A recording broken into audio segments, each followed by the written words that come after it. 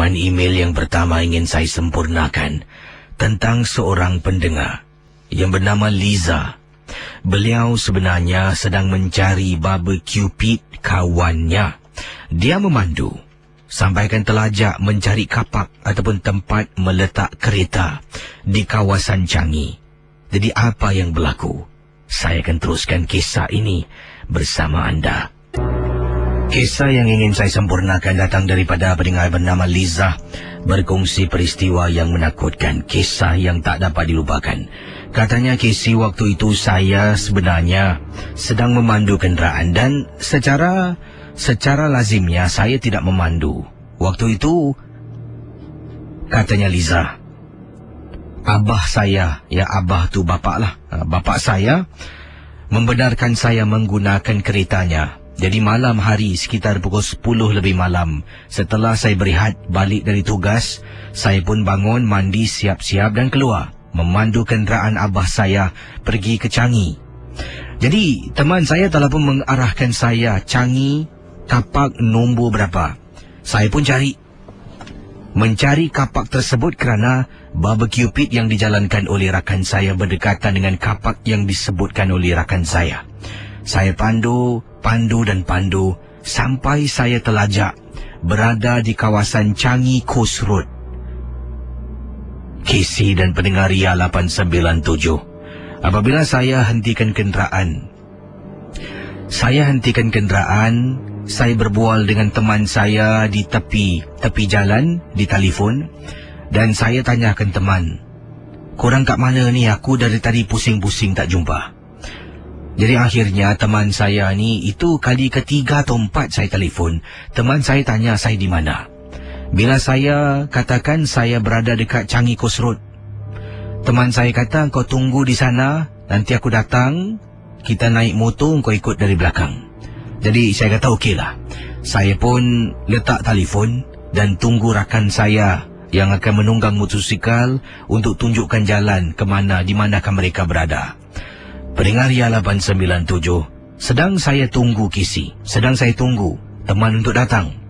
Saya perasan sebelah kiri saya merupakan tempat jogging track ataupun cycling track dan sebelah kanan saya merupakan lapangan terbang, iaitu runway track untuk kapal terbang. Jadi sedang saya duduk tengok kapal terbang, ada yang mendarat, ada yang terus terbang, ada yang katanya sedang nak terbang. Jadi saya tengok sebelah kiri pula. Saya terperanjat Casey apabila ternampak ada seorang budak perempuan, rambutnya panjang sampai ke punggung, sedang jalan seorang diri. Seorang jalan. Waktu tu dah hampir 11 suku malam kalau tak silap saya. Pendengar Ria 897, bila nampak budak tu sedang berjalan seorang diri, tumpuan saya dah beri pada budak yang dimaksudkan. Saya lihat dia jalan perlahan-lahan Casey. Lama-kelamaan, bila saya tengok, saya tertanya pada diri saya, Astaghfirullahalazim, budak ni berjalan ke terapung? Sebab cara dia berjalan seolah-olah bukan macam berjalan, macam dia sedang terapung-apung, gliding on air, katanya Liza. Jadi saya perhatikan, cuba tengok kaki, tak nampak. Sebab dress, baju panjang yang dia gunakan labuh sampai ke lantai. Dia bergerak Casey perlahan-lahan. Jadi Liza mengatakan, saya sampai naik takut. Meremang bulu rumah saya dibuatnya. Jadi saya pejam mata dan saya kata dalam hati, "Ya Allah, tolonglah lindungi aku daripada gangguan iblis dan syaitan," kata Liza. Saya buka mata, budak tu dengan sekelip mata boleh hilang Casey. Mustahil budak tu boleh hilang. Changi Coast Road, panjang. Kalau dia lari depan pun saya boleh nampak. Dia lari ke belakang pun saya toleh boleh nampak. Melainkan dia lari masuk dalam hutan. Pendengar Ria 897, beberapa minit kemudian setelah budak tu hilang, kawannya pun sampai menunggang motosikal. Mereka suruh saya buat U-turn. Jadi saya pun pusingkan kereta saya untuk patah balik ke kawasan Changi Village bersama dengan rakan yang menunggang motosikal di bahagian hadapan. Itulah peristiwa pengalaman saya ketika saya memandu sesat jalan di Changi Coast Road dari seorang pendengar yang bernama Liza. Terima kasih Casey dan selamat tengah malam.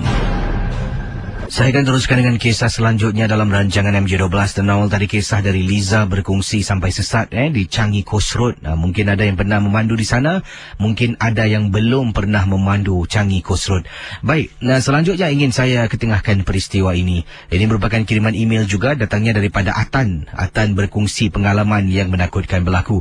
Kata Atan, apa khabar Kisi? Khabar baik. Saya ni seorang pengawal keselamatan dan memang setiap hari saya bertugas, kalau shift malam ke shift petang ke, akan ada 2 atau 3 pengawal keselamatan. Selalunya paling-paling pun mesti ada seorang partner ataupun seorang rakan yang akan bertugas dengan kita. Jadi tengoklah, kadang-kadang tempat lain memerlukan orang, jadi tempat kami menjadi 2 orang. Seorang akan dihantar ke tempat yang lain, bukan bangunan yang sama, tapi tempat yang lain di bawah jagaan syarikat saya bertugas.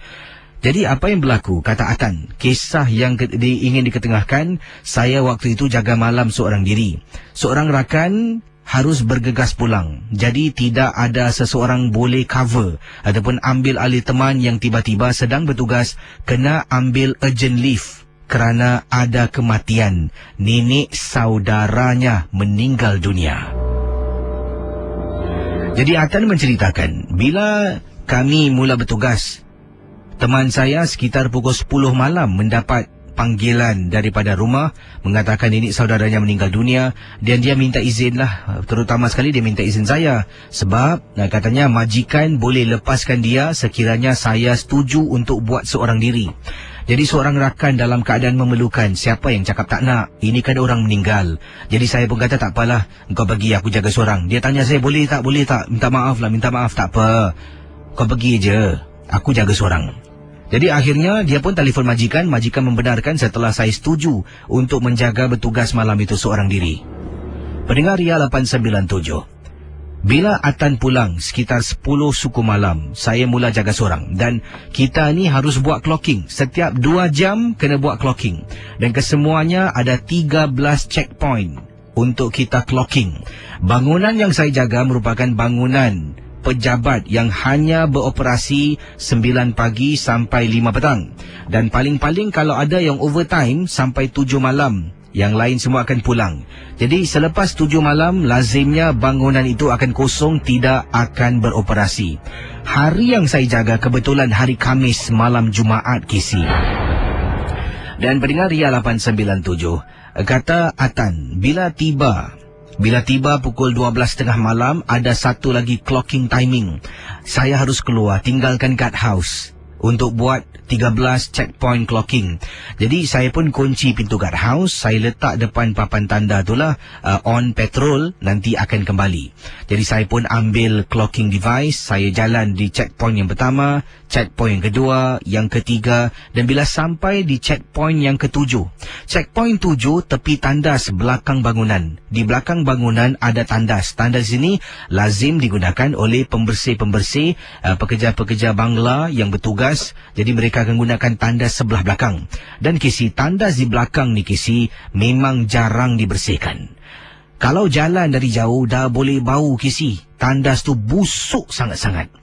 Jadi saya ni sedang berjalan menuju ke arah tandas tersebut. Tepi tandas tu ada clocking point. Tepi clocking point tu pula ada pohon yang besar. Pokok tu pula Kisi, pendengar Ria 897 kata Atan, ada shrine, iaitu tempat Cina sembahyang yang warna merah. Lazimnya diletakkan joystick dan limau. Jadi benda tu ada diletakkan pada pohon di tepi tandas. Dan pendengar Ria 897, apa yang berlaku, kata Atan, amat memeranjatkan dan menakutkan. Saya akan kembali selepas pesanan-pesanan berikut ini untuk beritahu anda lebih lanjut tentang kisah ini sebentar nanti. Kita teruskan kisah dari Atan. Jadi Atan kata, checkpoint yang ketujuh tepi tandas yang tidak begitu bersih lah. Tandas yang baunya busuk. Tandas itu tepinya ada clocking point. Tapi clocking point tandas itu juga ada sebatang pohon. Dan sebatang pohon itu dijadikan tempat rakan-rakan bangsa Cina ni semayang lah. Jadi ada katanya ada shrine warna merah yang lazimnya diletakkan joystick dan juga buah-buahan sebagai offering. Jadi pendengar Ria 897, Atan kata dia ternampak sesuatu yang menakutkan sangat-sangat. Waktu itu di luar tandas tu memang ada tong sampah. Tong sampah tu sebenarnya adalah tanggungjawab pekerja pembersih untuk bersihkan. Jadi, kata Atan, saya terperanjat apabila ternampak ada seorang perempuan sedang duduk menyangkung depan tong sampah di hadapan tandas yang busuk dan kotor. Casey, saya memang benar-benar nampak, tapi saya tak nampak siapa dan apa yang dia buat. Bila saya nak menghampiri clocking point nombor 7, dari jauh, tandas yang busuk tu tiba-tiba bertukar menjadi sesuatu yang harum dan wangi. Meremang bulu rumah saya sebab wangian yang saya bau tu membuat saya rasa takut. Takkanlah wangi macam ni. Saya pun, kata Atan, berhenti seketika. Nak pergi tak nak? Nak pergi tak nak? Saya tinggalkan. Casey, saya tak buat. Clocking yang ke-7 saya tinggalkan. Saya pusing satu pusingan yang jauh untuk pergi ke clocking checkpoint nombor 8, nombor 9 sampai yang ke-13 dan saya kembali ke guardhouse selepas itu. Masuk dalam guardhouse, Casey dan pendengar Ria 897 termengah-mengah sebab ketakutan. Meremang bulu rumah saya dibuatnya. Bila berada di dalam, saya teringat Casey. Saya nampak di hadapan tandas tadi, nampak ada tong sampah. Dan Casey, tong sampah yang saya nampak bukan yang biasa. Kalau tak silap saya, tong sampah itu adalah tong sampah milik tandas wanita, tempat mereka buang barang-barang peribadi. Casey tahulah, wanita ni setiap bulan kan ada perkara-perkara yang mereka harus lalui. Jadi itulah tong sampah mereka buang benda tersebut. Bukan tong sampah yang biasa di luar tandas. Jadi saya rasa kemungkinan, saya tak pasti dan tak boleh mengesahkannya. Mungkin pembantu ataupun katanya sini mungkin pembersih, kata Atan, terlupa nak kosongkan tong sampah yang berisi lampin wanita, telah pun mengundang benda tu yang duduk di tepi pokok. Saya tahu saya nampak bentuk tubuh macam manusia. Siapa yang nak pergi tengok, Casey? Dah ternampak, larilah, Casey. Itulah peristiwa pengalaman saya. Tolong ketengahkan ya, dari Atan. Terima kasih dan selamat tengah malam. Okey teman, Misteri Jam 12 ini kiriman SMS daripada Cik Jenab namanya Jenab, J-E-Y-N-A-B. Nama comel betul Cik Jenab kata, apa khabar Casey? Assalamualaikum. Waalaikumsalam warahmatullahi taala wabarakatuh. Casey, Cik Jenab ingin berkongsi pengalaman ini berlaku 3 tahun yang lalu dan ini berlaku di bekas rumah Cik Jenab yang terletak di kawasan Commonwealth. Casey, Cik Jenab kata tinggal di salah sebuah flat. Saya tak nak sebutkan nombor bloknya sebab dia sebutkan nombor blok. Tapi di salah sebuah flat di Commonwealth, atas bukit. Kalau Casey sebut nombor blok ni, ramai yang tahu tentang blok ini. Memang Casey, banyak-banyak benda pernah berlaku di sana. Dan Casey, 3 tahun yang lalu, beberapa minggu sebelum nak berpindah, macam-macam gangguan. Seolah-olah rumah tu, penunggu dalam rumah tahu yang kami sekeluarga nak berpindah ke tempat yang baru. Jadi Cik Jenab menceritakan, cuba Casey bayangkan, malam hari tengah tidur, boleh rasa orang tarik-tarik kaki. Pada mulanya ingatkan mungkin kaki ini simpul biawak ke semut-semut ke, kata Cik Jenab. Tapi lama-kelamaan, bukan saja katanya Cik Jenab yang terkena, malah anak gadis Cik Jenab yang berusia 17 tahun pernah tanya. Katanya, Mama, semalam-malam Ayu tidur, rasa macam ada orang tarik kaki. Jadi Cik Jenab mengatakan dia pun mengalami perkara yang sama, tapi dia tak nak beritahu anak. Saya tak nak beritahu anak saya, kata Cik Jenab. Saya rahsiakan perkara tersebut kerana takut anak akan takut. Jadi saya pun kata pada anak, mungkin agaknya kalau kita penat, saya pun mulalah keluar hujah-hujah yang tak masuk akal. Tetapi dia yakin Casey dengan kata-kata saya, kata Cik Jenab. Jadi dia kata mungkin agaknya itu kalau penat ke, kaki lemah, lengur jadi tarikan kekejangan otot dan sebagainya lah. Saya tak pasti apa apa yang dijelaskan sebab Cik Jenab tak kirimkan SMS. Tapi yang kisah selanjutnya ni, anak juga beritahu, Mama semalam malam tengah tidur ada orang tarik-tarik lagi ibu jari. Macam ada sesuatu. Jadi saya pun tanya, jadi Ayu buat apa? Anak saya kata, Ayu terbangun lah. Bila bangun tengok depan katil tak nampak apa-apa. Saya pun diam. Kisi, minggu yang terakhir benda ni dah main kasar.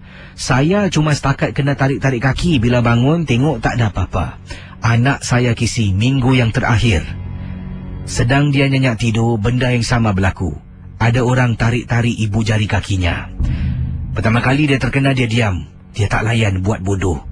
Kisi beberapa kali kemudian pada malam yang sama, dia bangun dan cuba tengok depan katil. Alangkah terperanjat Kisi. Nampak macam ada makhluk. Tak tahulah jentinanya apa, wanita ke, lelaki ke. Tetapi benda tu sedang menyangkung depan katil, rambut panjang menutupi muka. Anak saya sampai terpekik sekuatnya. Saya, suami, sampai terbangun. Bila bangun keluar dari bilik, tengok anak dah menangis. Menangis di atas katil. Buka lampu, anak masih menangis.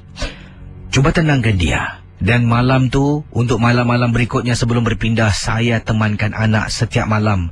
Tidur bersama dengan dia. Tapi tak nak tidur atas katil. Dia nak tidur di lantai, Kisi. Saya temankan dia tidur di lantai.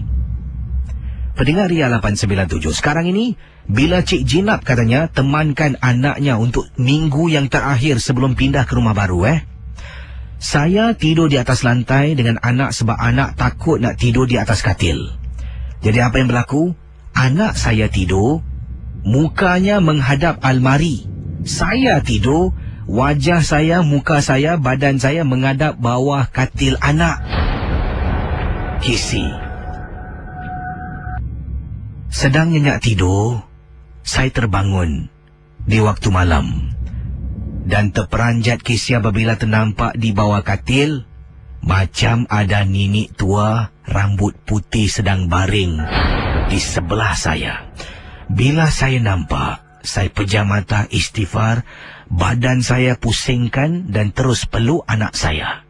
Belakang saya macam ada kuku, satu jari garuk dekat belakang Kisi. Saya langsung tak nak bergerak.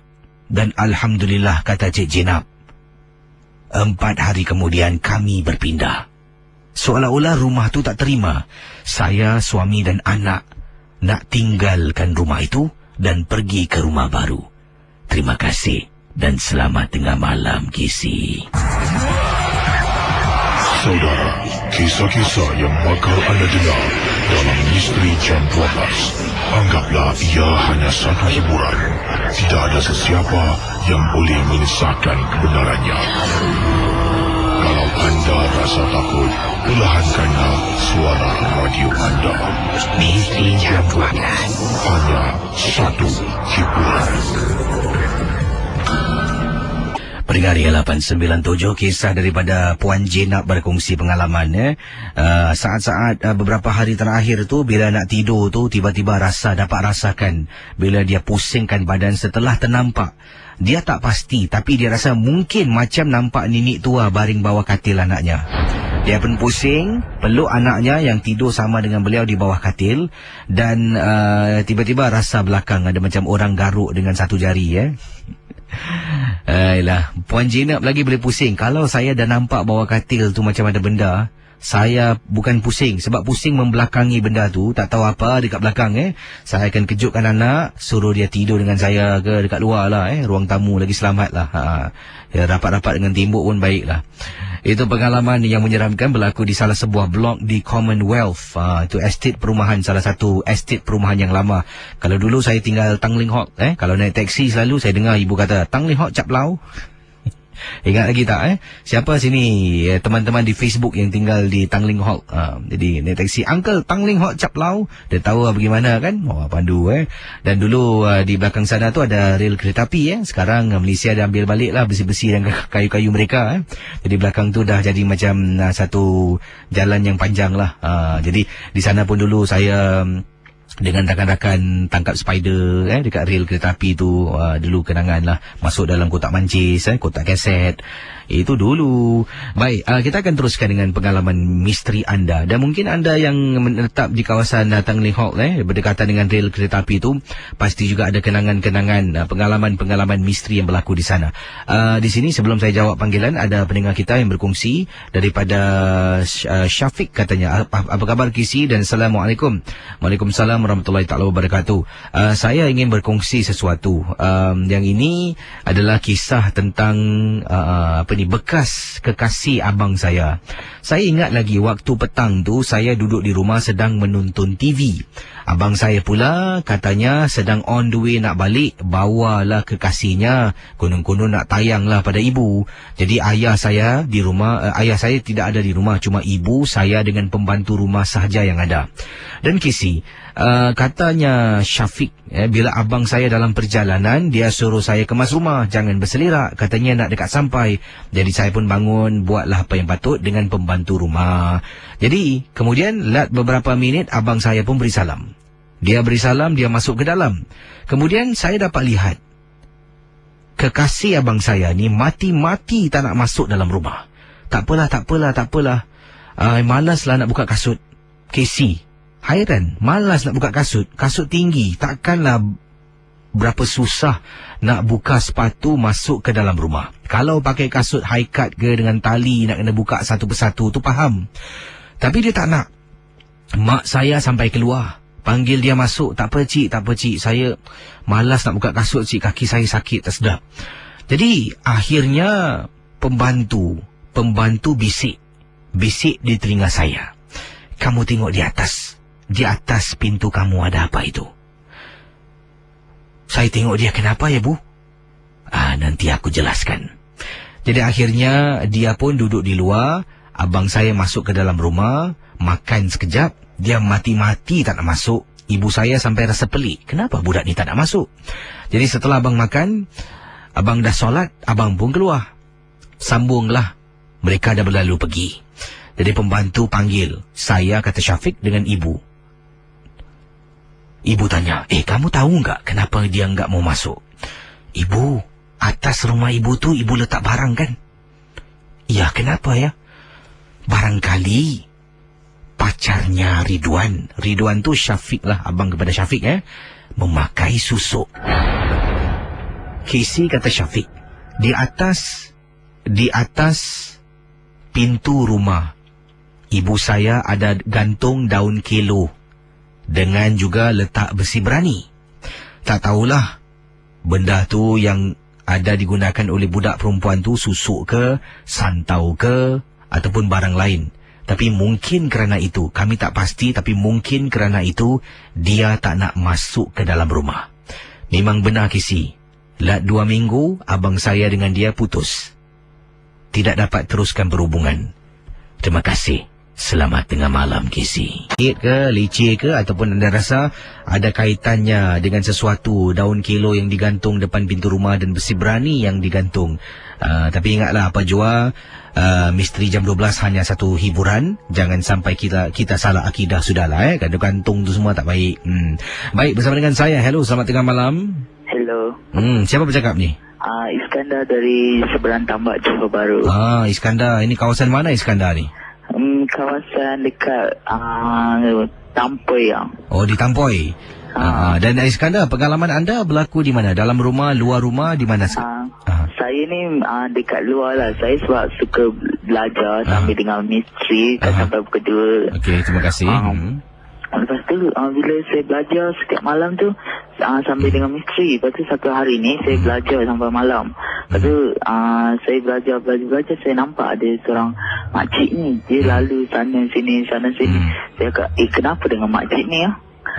Lepas tu dia lalu lagi. Tanpa henti lalu. Saya cakap, kenapa lah makcik ni? Ulang alik. Saya keluar, masa dah kunci gate, saya buka balik gate saya. Saya tengok mungkin ada hal ke makcik ni. Saya keluar, lepas tu tiba-tiba makcik tu dah hilang. Saya cari, mana lah makcik ni? Lepas tu Casey, tiba-tiba saya rasa ada macam tiba-tiba, hello, Ya, silakan teruskan. saya tiba-tiba tengok makcik tu Casey. Rupanya dia duduk dekat atas pokok. Ni yang saya tak percaya. Tiba-tiba dia boleh berubah jadi kakak cantik. Dia duduk atas pokok. Lepas tu daripada tu saya terus lari dan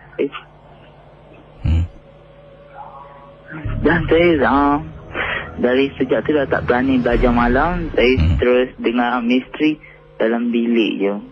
Terima kasih Okey. Kembali, itu Iskandar daripada Seberang Tambak berkongsi pengalaman. Dan pendengar Ria 897, saya akan teruskan dengan pengalaman selanjutnya. Hubungi saya sekarang 669-11897. Awal tadi kisah, saya nak tanya pendapat pandangan anda sebenarnya tentang pengalaman yang diketengahkan oleh Syafiq. Syafiq adik kepada Rizwan. Rizwan ni abangnya bawa pulang seorang kekasih, nak berjumpa dengan ibu, nak perkenalkanlah ni kawan wanita, teman wanitanya. Sampai depan rumah, Rizwan masuk. Bila ajak kekasihnya masuk, mati-mati tak nak masuk. Jadi akhirnya bila setelah Rizwan mungkin dah makan, dah minum ataupun apa dia lakukan tadi tu, dia keluar rumah dan tinggalkan rumah. Dan pembantu rumah itu mengatakan mungkin agaknya sebab dalam rumah, depan pintu rumah Syafiq tu ada digantung daun kelo dengan juga besi berani diletakkan di atas sana. Jadi mungkin kata pembantu agaknya kawan Rizwan, abang kepada Syafiq ni, ada pakai sesuatu, pakai barang ke, sebab tu dia takut nak melangkah masuk ke dalam rumah, bawah daun dan juga besi berani lah. Sejauh mana kebenaran kita tak pasti. Tapi apakah pendapat pandangan anda, kata-kata anda? Adakah mungkin ada kaitan dengan barang yang ada di atas rumah tu, ataupun memang benar alasan yang diberikan oleh teman wanita Rizwan adalah dia tak malas nak buka kasut, kakinya sakit ke, leceh, susah, macam mana? Apakah pendapat pandangan anda? Baik, pendengar Ria 897, kita terus dengan pendengar kita selanjutnya. Hello, selamat tengah malam. Assalamualaikum, KC. Waalaikumsalam. Encik Rashid di sini. Silakan Cik Rashid. Silakan. Boleh tak? Boleh mula ni? Boleh, silakan. Tapi nak background sikit tau Okey, boleh, silakan. Ini pengalaman saya dekat klinik lah. Ini dekat klinik. Okey. Saya dulu lalu kalau setiap hari bila masa saya kena pergi appointment klinik lah, pergi klinik macam cek doktor lah. Habis satu masa tu saya pergi petang tu. Petang. Sampai kesi apa tu, petang saya di sana. Saya nak dekat pukul 5, nak dekat pukul 6 lah. Semua orang nak balik. Tapi kata yang tukang jaga, doktor nurse tu lah, uncle, dia kata awak tunggulah kereta awak, nanti datang ambil awak balik nanti. Dia ambil lah. Saya duduk seorang. Tiba-tiba datang satu perempuan. Perempuan tu datang. Saya tak tahu, tapi dia datang sekali. Itu yang saya pergi klinik tu, klinik A tu ni. Tapi tempat lah, tak boleh bercakap lah. Hospital umum lah klinik A. Kalau klinik A tu boleh lah saya cakap. Dia datang, dia cakap, Cik Rashid kenal saya tak, siapa ni? Saya kata, saya tak kenal. Kan saya ni Nurul. Nurul yang kerja dekat dalam tu. Saya kata, apa khabar Nurul? Baiklah. Dia kata, Cik Rashid, kata dia. Sekarang Cik Rashid mesti ikut saya dekat ENE. Doktor nak bedah kaki Cik Rashid. Dia nak bedah tu. Tapi saya cakap tak boleh dibedah. Masa saya dah cakap macam saya tak ada apa-apa luka. Dia bawa saya, ditolak saya dekat ENE. Dekat ENE yang tahu masa ni. Sekali dia kata tunggu sekejap, saya nak pergi naik atas. Saya jumpa doktor tu yang nak bedah kaki awak. Habis lepas saya pergi kan, ada kawan teksi tu datang jumpa saya. Cik tu siapa ni? Cik ada kawan ni, si Nurul ni nak panggil doktor. Dia kata kaki saya mudah. Tak ada orang kat sini. Siapa yang tolak saya dekat ni, dekat ENE ni? Itu jadi saya rasa. Habis sampai saya demam 3 hari ni. Saya kisi. Itu pengalaman saya kisi. Terima kasih Cik Rashid. Sama-sama. Baik, silakan hubungi saya 669-11897. Berikut ini adalah kisah pengalaman daripada pendengar kita yang kirimkan mesej kepada saya daripada Hairul Nizam. Katanya, apa khabar KC pendengar Misteri Jam 12? Nama saya Hairul Nizam. Saya ingin bercerita tentang dahulunya saya hidup susah. Dan saya pun tinggal di sebuah rumah yang dipanggil Rumah L yang tidak berbilik. Dan waktu itu saya ingat usia saya baru 14 tahun dan sedang dilanda peperiksaan. Rumah saya tidak bayar api air, jadi bil api dipotong. Kami hidup adik-beradik hanya menggunakan lilin dalam gelap sahaja. Jadi KC, waktu tu pula lilin pun dah habis, nak beli tak mampu, kata Hairul Nizam. Terpaksalah saya belajar di luar koridor.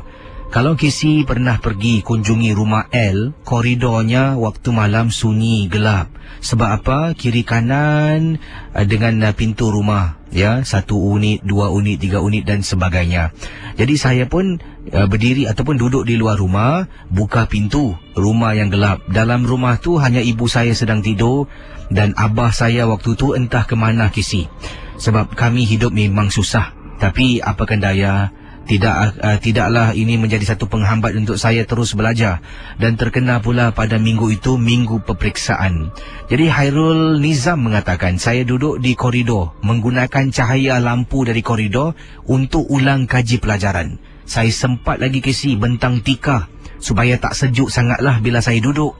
Sedang saya tulis, saya terperasan ujung koridor dekat tangga. Mula-mula ada orang jenguk. Saya pusing, nampak ada orang jenguk lama KC. Jadi saya pun pandang baliklah sebab saya nak belajar dan nak lulus peperiksaan saya kan. Saya tulis. Saya dengar bunyi pak. Satu hentakan yang kuat. Saya tulis lagi. Sebelah ujung KC nampak lagi kepala orang sedang menjenguk. Jadi akhirnya saya rasa tak sedap hati. Tapi saya kalau masuk rumah, dalam rumah gelap, tak boleh belajar KC. Saya kuatkan semangat, kata Hairul Nizam. Akhirnya, kali ketiga, sedang saya ulang kaji pelajaran, saya dengar macam benda bersirit. Benda disirit, berjalan, bergerak macam itulah. Saya tulis terperanjat KC apabila saya ternampak. KC, wanita bertubuh besar, berpakaian serba hitam, seolah-olah sedang merangkak menuju ke arah saya. Mukanya ditutupi dengan kain, kepalanya ditutupi dengan kain, bajunya jubah hitam panjang, sedang merangkak perlahan-lahan. Saya terperanjat. Tak sempat pun saya nak tutup buku. Dengan tika-tika saya gulung sekali buku saya di dalam, masuk ke dalam rumah dan tutup pintu. KC, waktu saya menengah dua, sekitar tahun 80-an. Waktu itu saya tinggal di sebuah rumah L di kawasan Bedok North. Kalau KC tanya pendengar-pendengar yang pernah duduk di sana dulu pernah ada sejarah penampakan hantu kum-kum. Sejauh mana kebenaran, saya tak pasti. Terima kasih KC kerana sudi membaca pengalaman saya. Dan KC, untuk pengetahuan KC, tolong jangan kongsi dengan pendengar. Takut nanti orang meluat pula mendengar kisah saya ni. Tak apalah, ni benda yang baik saya kongsilah. Sekarang ini saya dah ada pun kerja tetap, ada keluarga, dah berumah tangga. Dan Alhamdulillah, rumah ada api, ada air, anak-anak dan isteri cukup makan. Terima kasih. Lepas tu ada smiley face. Terima kasih. Dan baguslah dengan pelajaran itu ia mengubah hidup seseorang lah. Jadi tahniah kepada anda, Hairul Nizam, yang sudi juga berkongsi pengalaman dalam Misteri Jam 12. Pendengar Ialah 897, terima kasih di atas kesetiaan anda. Dan saya tadi terperanjat sekejap. Awal tadi saya ada terima email, katanya ada kisah seram di YouTube. Saya pun klik link, terperanjat saya bila saya ada uploadkan video pendek itu di Facebook saya. Anda boleh tengok, siapa beranilah. Video ni tak panjang, 11 saat saya rasa. Bila tengok wajah dengan dengar suara tu memang seram. Saya tengok pun terpegun sekejap lah. Saya ada di Facebook saya, anda boleh tengok, anda cuba dengar. Memang menyeramkan. Kalau anda di rumah mungkin ada rakan-rakan, ada mungkin keluarga anda, mungkin kurang seram. Tapi saya sini bawah tanah sorang-sorang dari tadi sih. Boleh terbayang-bayang ah. Ayo. Terperanjat saya dibuatnya. Terima kasih bagi yang mengirimkan tu. Okey, kita akan teruskan dengan pengalaman misteri anda. Dan malam ini macam-macam kisah dan ramai sebenarnya tabik spring lah. Dan katanya amat bangga dengan kisah Hairul Nizam yang kongsi awal tadi. Belajar dalam gelap, luar rumah. Dan ada yang simpati, ada yang kata satu contoh yang baik lah untuk anak-anak saya.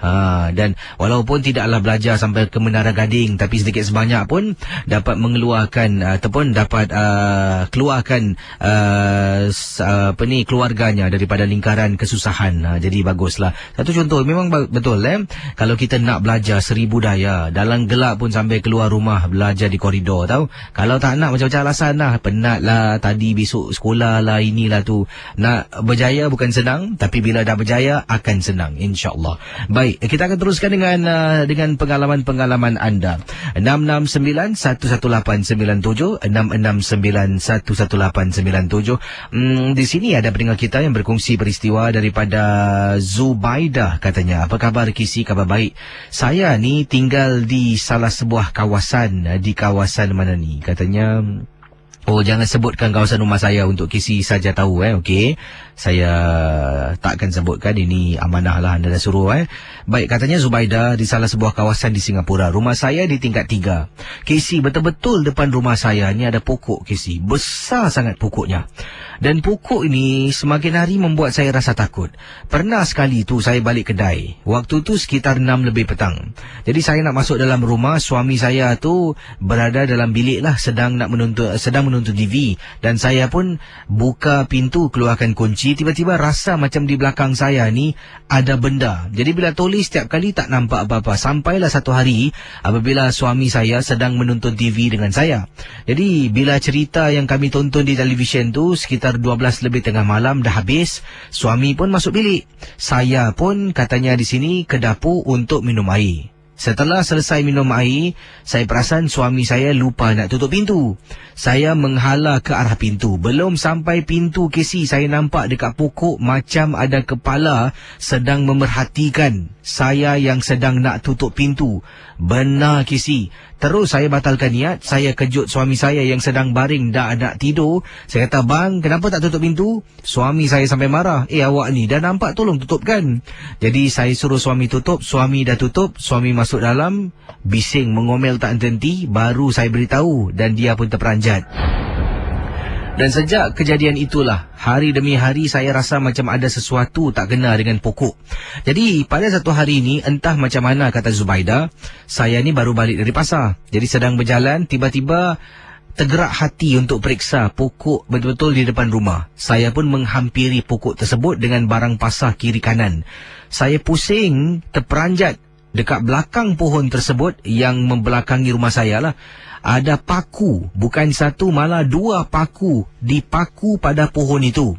Dan saya tak pasti apakah sebenarnya paku tersebut ada di pokok itu. Mungkin sebelumnya ada orang buat kerja kahwin, diikat kemah, ataupun memang pokok tu ada sejarah. Seram saya dibuatnya. Terima kasih dan selamat tengah malam Kisi. Pendengar Ria 897 bersama dengan saya, kita ada Firdaus. Apa khabar Firdaus? Baik. Ni buat panggilan dari mana Firdaus? Daripada Woodland. Dan pengalaman Firdaus tentang apa ni? Silakan. Ni waktu kerja di salah sebuah hotel di Singapura. Yang saya boleh describekan ni dekat City Hall lah. Dalam City Hall lah. Okey, saya sebagai security guard lah dekat dalam sebuah hotel tu. Okay, waktu tu saya shift malam, second night lah. Jatuh pada hari Jumaat kalau tak silap saya. Okey, waktu tu saya dengan supervisor. Okay, selalunya security kena buat macam clocking, tapi untuk hotel kita orang more on defect, macam ambil gambar kalau misalnya ada benda yang macam kalau lampu biru ke apa kita kena ambil gambar. Okey, waktu tu saya kat tingkat 24 dekat Just Lift Landing. Saya dengan supervisor saya, dan ni Christian tapi dia tak percaya pada hantu lah. Kita berbual lah, kita cerita pasal hantu ni. tiba-tiba apa tu one of the lift punya lift landing terbuka. Dengar macam ada orang jalan. Kita orang stop ambil gambar. Jadi apa tu alih-alih berhenti. Saya tak ada orang keluar tau daripada lift. Habis saya cakap, saya signal supervisor saya. Macam tengok orang dah tak ada. Bila lepas dia tengok tak ada orang. Jadi saya dah tak sedar hati. Saya cakap jalan. Jalan. Habis kat koridor gas ni tu ke ujung is like around 20 meter gitu lah jauh dia. Saya cakap dengan dia, you go and take each on the left, I go on the right lah. You the pantry in the middle of the corridor. Saya cakap dengan dia, dia cakap lah. Kita jalan. Dah sampai ujung, saya tengok tempat saya tak ada defect. Apa tu tak ada benda rosak. Jadi lepas saya pusing, saya nampak supervisor saya lari pergi pantry. Saya pun ikut lari lah. Saya ingat ada orang masuk cobor bilik gas ke apa. Jadi bila lepas saya masuk, tak ada orang. Jadi tiba-tiba macam sejuk lah. Padahal waktu malam lepas pukul 12, pantry tu automatic aircon off. So it was macam sedikit warm lah. Dah tu tak apa, saya diam lah. Tak apa, sahabat ni dia lupa nak tutup aircon ke apa. Kali tiba-tiba saya dengar ada orang bernafas belakang saya. Apa tu bernafas? Jadi saya sebab supervisor tak ada. Habis dengar tu tak apa lah. Dah fikir lift pantry nak ke tingkat 3 sebab dah rasa susah. Tapi after that dah macam gitu. Terus macam ada orang saya meeting dengan dia dari belakang. Dah gitu macam ni atas supervisor saya cakap tapi saya tak pusing. Saya cakap Samuel, jangan tu don't do stupid things lah. You know right, I a bit afraid of ghosts, but don't play around lah. Tapi dia cakap dengan saya, betul saya terwoki dia tak dapat. Kali tak apa, saya nak betul lama sangat. Saya bilang saya nak keluar. Bila lepas saya nak tarik pintu pantry tu tak boleh buka lagi sih. Terus sebab kalau daripada koridor tu is one way, dia push, dia tak ada tempat tak ada knob. Dia tarik saya tadi. Macam kalau keluar daripada wayang tu tolak pintu sebelah tak boleh buka lah gitulah tak boleh buka. Saya macam ni apa sani? Sebab nak kena tarik tak boleh tolak. Tarik saya tak boleh. Kali saya dah give up. Tunggu lip lah. Dalam hati tawakal ya, dalam hati baca apa yang tahu kan. Tiba-tiba saya dengar ada orang ketuk pintu pantry. Habis siapa tu? Tak jawab. Habis saya cakap bahasa Inggeris lah. Who's that? Saya cakap, why you hold the door? Habis saya cakap, no lah, why not? Tadi ketuk tak boleh. Terus saya cakap, why not you try to kick lah. Dia tendang pintu dia punya latch sampai pecah. Jadi dah gitu dia cakap, why you hold the door? Saya cakap, no lah, I never hold the door. I was waiting for the lift. Habis dia cakap dengan saya, okay, never mind. We go down from here, I will we will walk the other until checkpoint. Saya okay lah. Dah gitu sampai checkpoint, kita try tengok CCTV. Kali nak tahu apa KC, belakang saya KC itu cantik KC, cantik dia di belakang saya. Habis saya bila lepas saya tekan lift, saya masuk kat housekeeping ni store. Itu pengalaman itu paling seram lah. Saya kerja waktu shift malam dekat salah satu hotel kat Singapura ni. Terima kasih nasib baiklah. Tapi apa pun yang berlaku, awak ada teman time waktu ni berlaku teman pun kadang-kadang tak boleh percaya juga. Kadang-kadang kalau teman yang bahasa nakal habis. Satu hal lagi macam saya bawa tanah ni seorang-seorang Terima kasih Okey, kembali pengalaman yang menarik ketika waktu bertugas. Yang ini daripada Idham, katanya, KC, selamat tengah malam. Saya ingin berkongsi satu peristiwa pengalaman dan sampai sekarang ia menjadi satu badi untuk saya lah, kerana pengalaman bukan saya tapi milik teman saya. Teman saya setelah kejadian itu terus berhenti kerja, KC. Kami bertugas di atas kapal. Jadi apa yang berlaku, dia ni merupakan budak yang baru, tapi rakan saya lah, saya yang recommend untuk ikut naik kapal, dan dia juga tanya saya beberapa kali. Dan saya pun ceritakan dekat kapal ni ada penunggu. Kalau ternampak sesuatu jangan tegur, jangan takut. Kalau KC tanya mereka yang kerja kapal, pasti semua tahu di dalam kapal yang besar, kapal muatan, tangki minyak semua, ada penunggu. Kadang-kadang penunggu ini akan menyerupai rakan-rakan setugas yang lain. Macam sama Kisi, dia akan jalan depan kita akan ingatkan kawan. Nanti bila sedang beberapa saat kemudian kita walkie kawan kita kata dia ada tempat ini dan jaraknya memang jauh, takkan mudah sekelip mata dalam masa beberapa saat rakan kita boleh sampai. Tapi kita hanya diam, jangan tegur dan buat bodoh sudah. Jadi kata Idham, ini berlaku pada seorang rakan dan setelah lebih kurang sebulan lebih dia ikut naik kapal. Akhirnya bila kapal kembali ke Singapura, dia terus tak nak kerja dan letak jawatan. Saya terperanjat. Jadi saya tanya kenapa.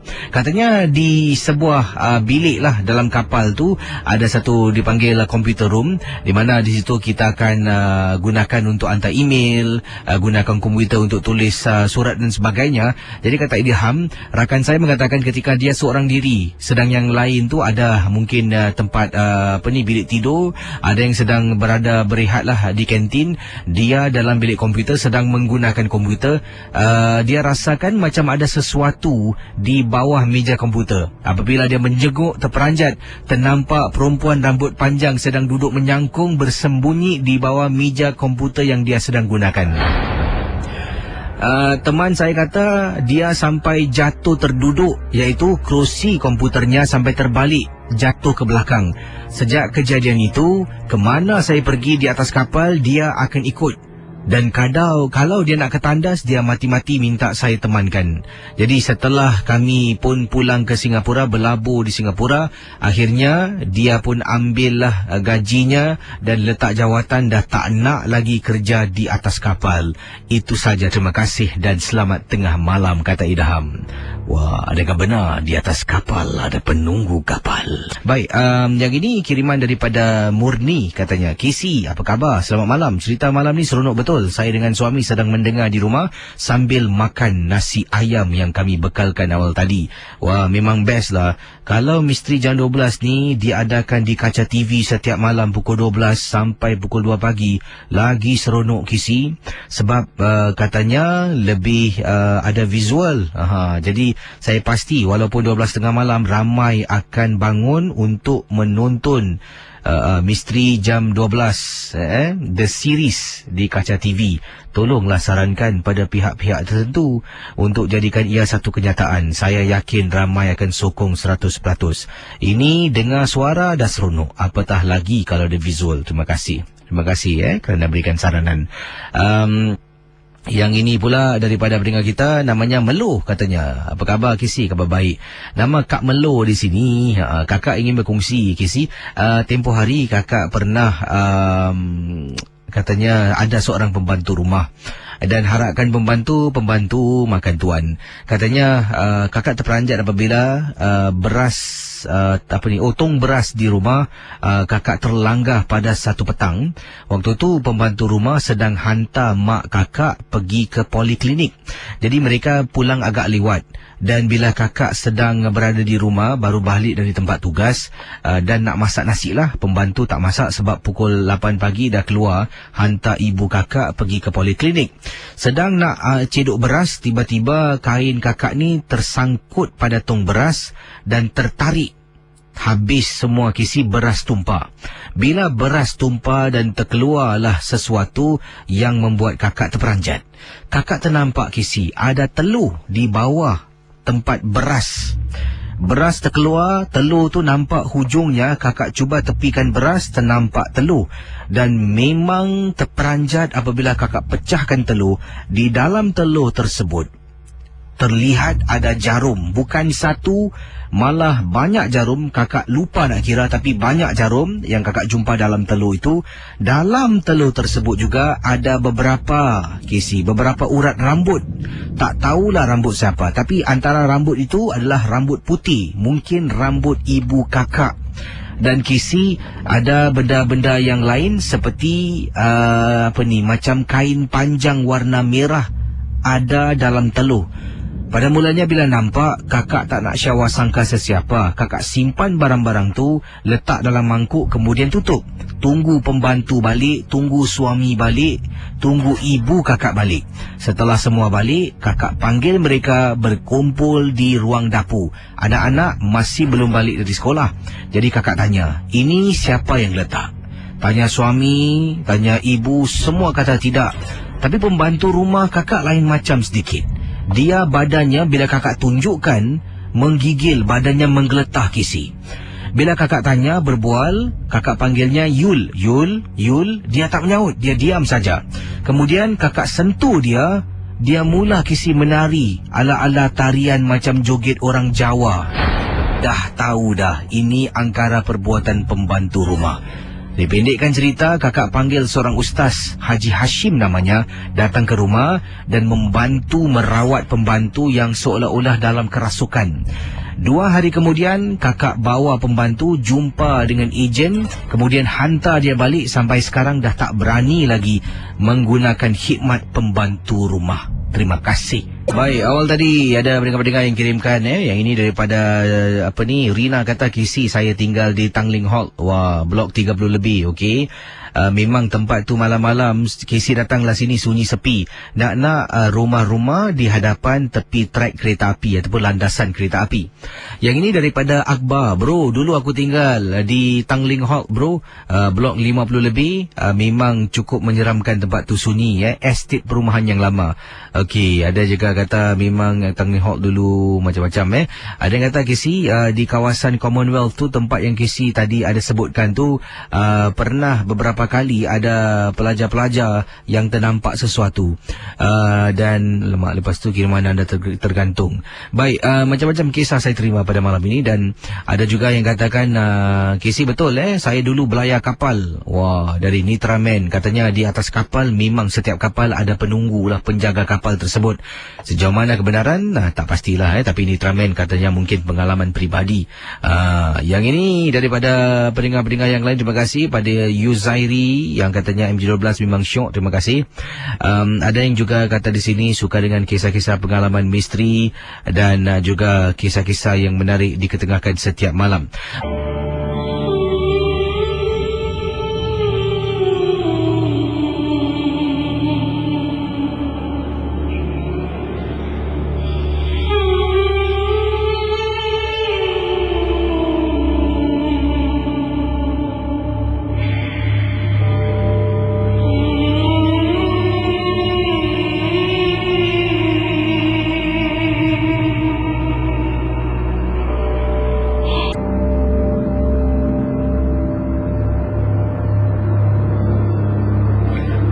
Baru cakap ada yang tak nak ke udara segan sebab tak nak orang kenal suara. Jadi macam mana? Okey, sekali lagi saya minta kerjasama anda. Kalau ingin bercerita, tolonglah yang ingin ke udara. Kalau tak nak, boleh email atau SMS pada saya. Bukan tak nak dengar, saya nak dengar tapi masa ni tidak mengizinkan. Kalau semua telefon tak nak bercerita ke udara, nanti masalah pula kan. Jadi 669-11897, silakan.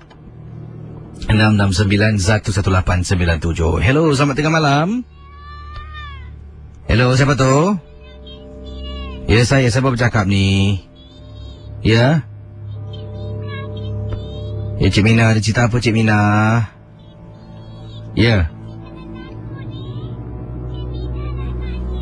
Ya? Ya, saya.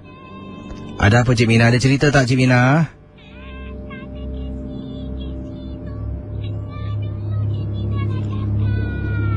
Tak apa, Cik Mina. Terima kasih, Cik Mina.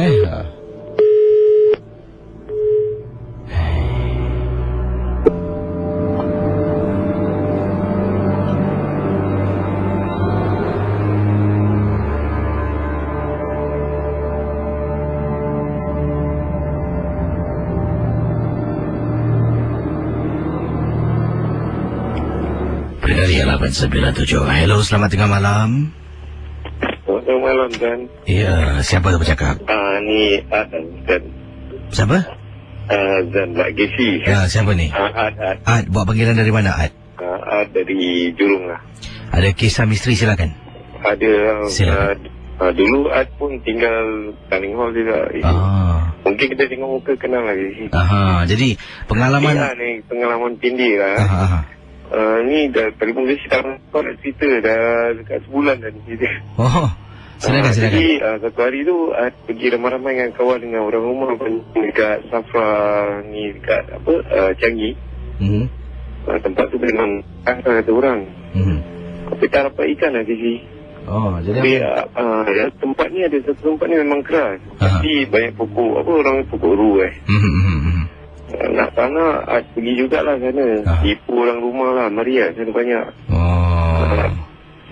Dah pancing-pancing dia pun dah tahu lah ada cerita. Tapi anak tinggalkan dia sekejap ni kerana air ni tak pasang betul. Anak kira batu breaker depan. Gila dapat juga tinggalkan dia. Pergi sekali dia call out dah. Mesej pula kacamata. Nak tengok mesej leceh terus call dia pasal. Dia cakap datang cepat. Ini depan ni ada kakak rock lah dia kata. Depan mata dia Yang bikin tak sedap bila mama buka dia tu kunci dia berhenti dia jeling Tapi tak nampak ni lah. Macam dia pusing rambut dia panjang apa lagi tak hari kejap. Dia sampai dia hilang. Dia hilang terus baca ajak dia jalan. Pasal tu gelap berita tembus tempat dengan kawan dekat macam ada dia jatuh tu kan. Kereta jumpa kawan, cerita dengan kawan cakap kawan dia baru kena tadi. Agaknya bila Ad baca dia lari tempat sana Jembrang. Kat sebelah Sembrang tu ada yang kena. Dia jenguk-jenguk itu aja jadi. Terima kasih Okey, Assalamualaikum. Waalaikumsalam warahmatullahi taala wabarakatuh. Baik, silakan 66911897 669. Mungkin seorang lagi pemanggil yang terakhir. Kalau sempatlah saya ketengahkan tapi yang betul-betul lah jangan nak off air ni susah sikit lah masalah Baik, hello, selamat tengah malam. Hello. Ya, siapa bercakap tu? Fazli sini. Fazli, apa khabar? Baik. Dan ada pengalaman tentang apa, Fazli? Okey, ada pengalaman tentang masa saya menjalani Perkhidmatan Negara di AMI infantry dulu. 10 years ago. Kebanyakan hari selalu kita training tak pernah ada apa-apa dekat hutan Sarimbun kat area Singapura lah. Walaupun kita pergi luar negeri pun tak ada apa. Cuma that one faithful day mungkin dah betul-betul nak kat Wadi time. Jadi kita kalau dalam hutan kita pakai tu silent stick tau. Tapi silent stick tu diorang pecahkan jadi ke dalam straw. Dalam hutan kan. Jadi kita jalan, kita nak ikut dia punya silent straw dia. Tapi kita jalan macam one row kan. Jadi saya nampak depan saya ni kawan saya Boy tau nama dia. Boy lah, nama dia Asni tapi panggil dia Boy. Jadi silent straw tu belok ke kiri. Tapi saya nampak dia jalan terus. Saya cakap Boy panggil jalan terus je tau. Tapi saya nampak tu Boy. Jadi saya kejar dia isi. Kejar dia nak dekat dalam 20 meter. Lagi belakang saya Sergeant Cina tu panggil saya. Nama saya pula dulu dia panggil Boncit kan. Dia panggil Boncit. Why? Boy go in front lah. Saya cakap dia gitu tau. Saya cakap Boy go in front. Sekali yang Sergeant Cheng tu lah, dia kata Boy talking about Boy behind me. Rupanya Boy tu belakang dia. Jadi yang saya nampak tu tak tahu siapa yang jalan terus. Nasib baik saya tak terekod lagi. Terus saya nampak Boy belakang tu kan macam apa tahu dah mengucap sendiri lah. Macam saya tak tahu tu lah. Mungkin kalau saya ikut yang soldier depan tu kan, mungkin saya sesat lah ke sini. Yelah, awak ikut orang lain saya ikut orang lain lah. Terima kasih Sama-sama. Baik, itulah kisah pengalaman daripada pendengar kita berkongsi peristiwa yang tak dapat dilupakan. Saya mohon maaf kalau ada SMS saya terlepas baca sebab setiap hari memang banyak SMS saya terima. Begitu juga dengan email. Dan kalau untuk email, kalau anda email saya dan saya mungkin belum baca kiriman anda, satu kisah tu mungkin diuploadkan, dimuat naikkan di laman blog rasmi Misteri Jam 12. Ataupun kalau satu lagi ni saya mungkin terlepas ataupun terbuang email anda sebab setiap hari puluhan email saya terima, bukan satu. Kadang-kadang nak dekat dalam 70 lebih email saya terima. Jadi kadang-kadang bila nak baca tu terlepas pandang ke saya mohon maaf. Boleh email saya lagi lah, dan saya akan cuba bacakan kiriman, ketengahkan kisah-kisah anda. Dengan itu saya tutup tirai dan jumpa anda sebentar nanti di Ria 897 FM. Saya bertugas dan terus bersama Ria Insomnia malam ini. Lagu-lagu rock lama duk tak boleh angkat menemani anda. Dan yang sekali lagi, kalau ingin berkongsi pengalaman tu yang serius lah lain kali ya, jangan yang main-main dan sebagainya. Ingat, Misteri Jam 12 hanya satu hiburan saja.